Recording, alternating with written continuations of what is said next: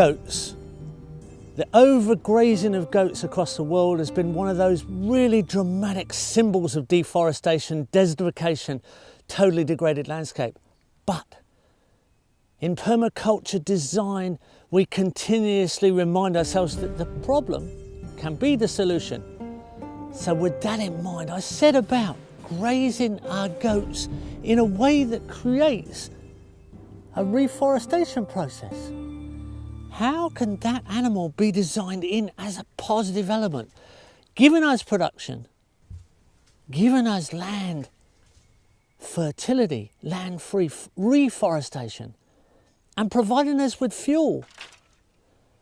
That's a system I want to show you. I've designed a system I'm proud of, an electric net fence around weed tree forest edge, where weed trees have taken over and are dominating the landscape and suppressing its regeneration. We've moved the goats into position specifically to speed that process up, to recover the landscape and to prepare it for an improved condition while providing their needs, our needs, and a benefit to the environment by their very action, by the action of their feeding, their processing, their changing the environment in a positive. Let me show you how that works.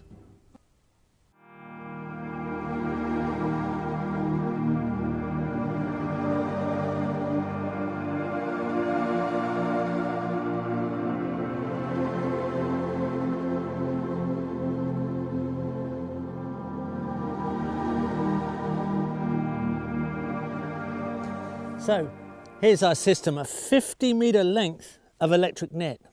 That's 50 metres, 50 metres, 50 metres, 50 metres. That's 2,500 square metres inside of there. That's over half an acre.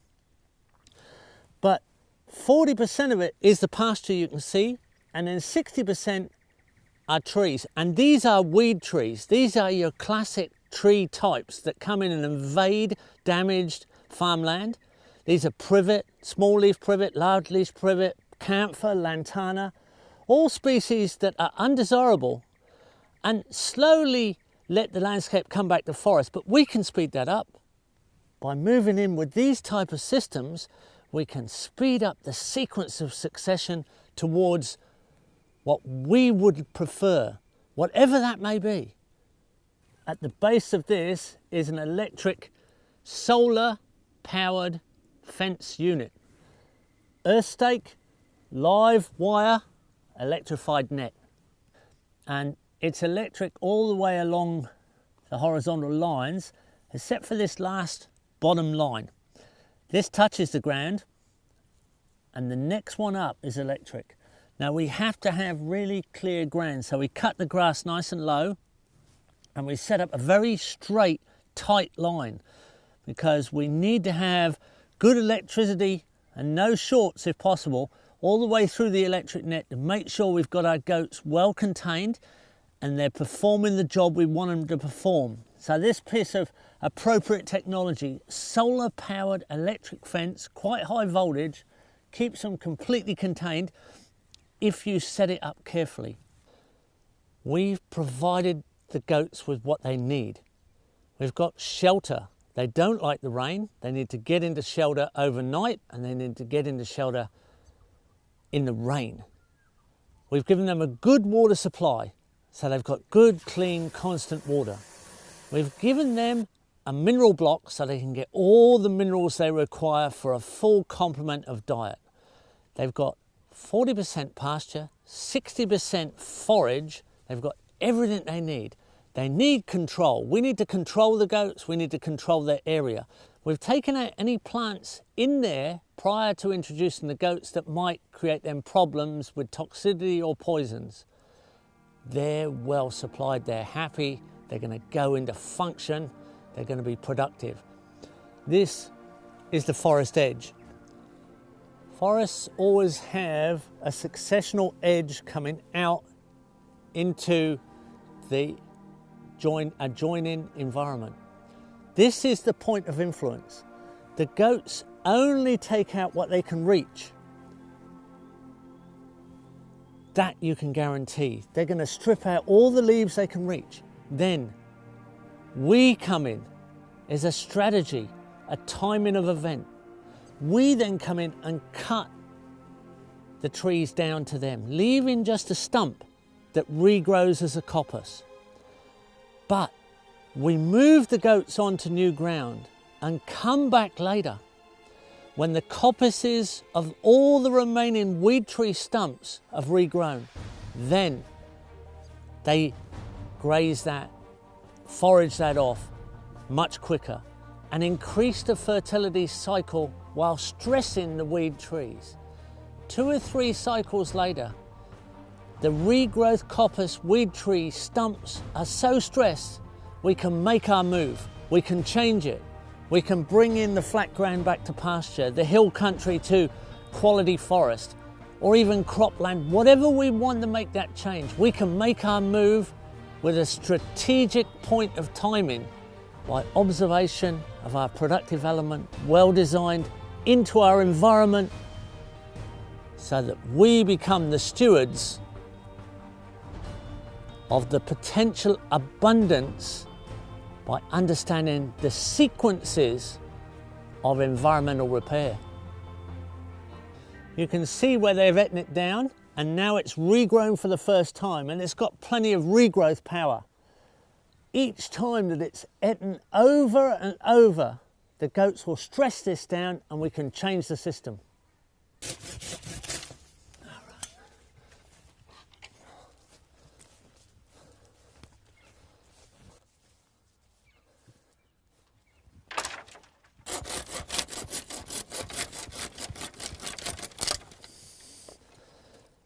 Now there's our firewood, there's our rocket stove firewood. It's as easy as that. Quite quickly, I've got enough rocket stove fuel to heat the house for 24 hours with a high temperature burn, or heat enough mass hot water for 20 showers, or just cook a good meal. Look how much material there is here. And we're not half the way through, we're not a quarter of the way through the goats' preparation. This is enough fuel for months. We're oversupplied with resources all around us. The reason we don't recognize those resources is we don't understand how to design them to our favor. We don't know how to design the animals, to the plants, to the energy systems. Those are the connections you learn in a permaculture design certificate course. The animals are such dependable elements in a system. They always perform. They want to do their job. They want to perform their functions. It's your job to design them into a positive interaction. That's the way. With good design implementation, good design understanding, we can bring the landscape back into abundance. Even with goats and weed trees as the pioneer of a system.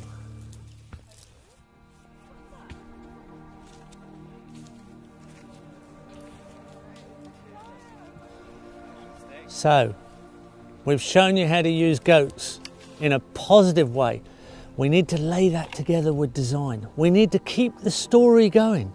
There is an ongoing story where we can lay one element with another, one functioning element, providing needs with design. By design and combinations of interactions. Interactive complexity in harmony with the landscape. We're going to keep you